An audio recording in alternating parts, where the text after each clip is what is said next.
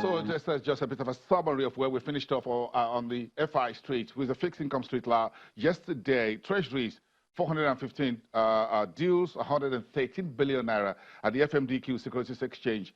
PLC yields or discount high still trending around the single digits, which is the new lows that we have, getting everyone excited on the debt market street. For the Naira bond, just about 9 billion naira in about 50 deals. Next week, the debt office has published the notice for the 125 billion naira July monthly auction, which will be done on the 24th, which is Wednesday. Keep that in mind. And that's part of what Bankole Odusanya, who is a fixed income dealer at UBA Group, is speaking to us about this morning. Bankole, it's good to have you. Welcome to the show.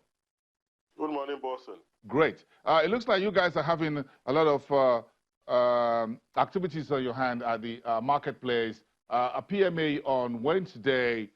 What's the outlook for today? Is the central bank still coming through with anything, looking at the size of the liquidity the market currently holds? Yes, indeed, there was a lot of activity during this week. Demand remains high on the Treasury bills side because of risk appetite of most investors locally and even foreign. What we saw was that there was so much demand and very little supply. The DMO issued the exact amount that matured on the primary auction on Wednesday, 75 billion. There had been no OMO since 4th of July. So there was an OMO issuance yesterday, Thursday, but only 75 billion was also sold. So yields have dropped to as low as 9%, like you rightly said, on maturities ranging from July to December. For maturities ranging from January, February to July, 1-year securities, you will be lucky to get 11%. They're trading at sub 11, 10%, 10.5 levels, and that's if they were available. So we have seen demand in the fixed income securities creep into the bonds market. We've seen a notch up in the activities in the bonds market. Yields have dropped from lower band of 14% yield to 13.8, 13.9, ranging from depending on the securities you're looking at. Things are, however, a little bit delicately poised on the bond side.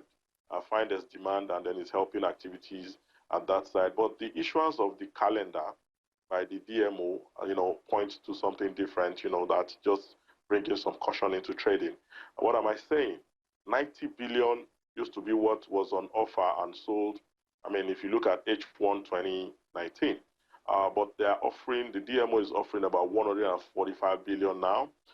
This is an indication that the government is willing to kickstart governance, to start spending for infrastructure deficit, or to start gapping, or to start covering the gap in the budget deficit.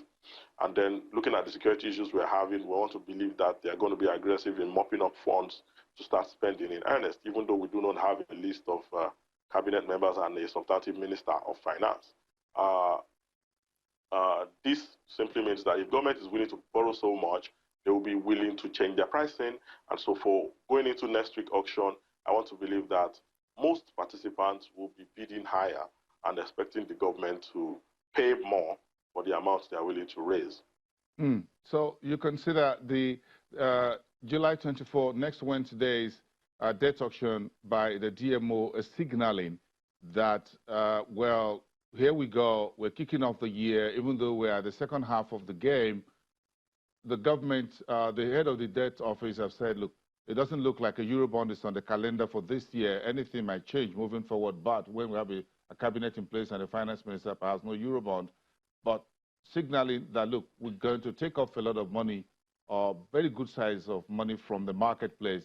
So you think the yield curve could start changing from perhaps as early as next month? Yes, you're very right. The budget deficit, in my estimate, is about 2 trillion.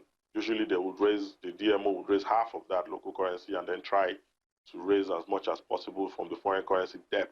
The head of DMO had indicated that they were in search for bilateral fundings that were cheap.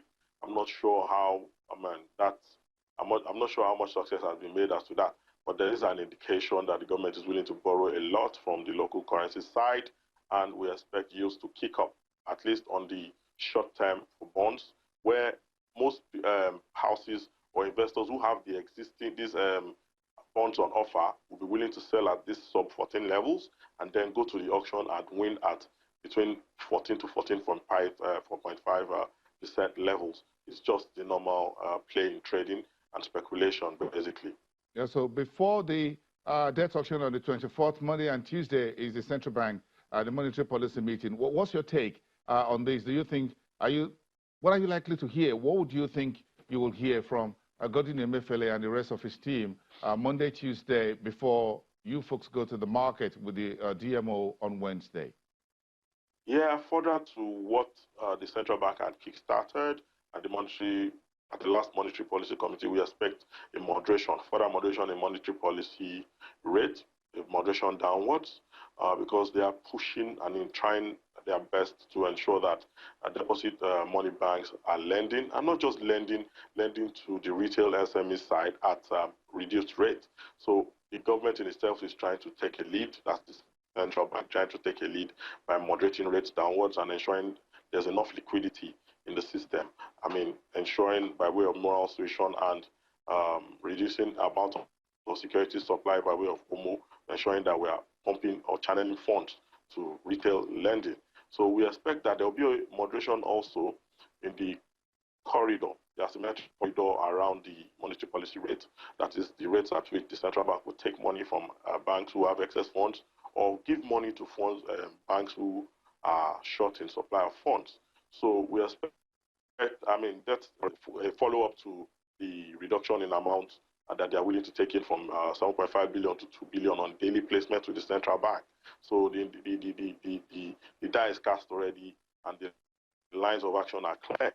We expect a drop in monetary policy rate and the possibility of further moderation in the corridor, asymmetric corridor around the monetary policy rate.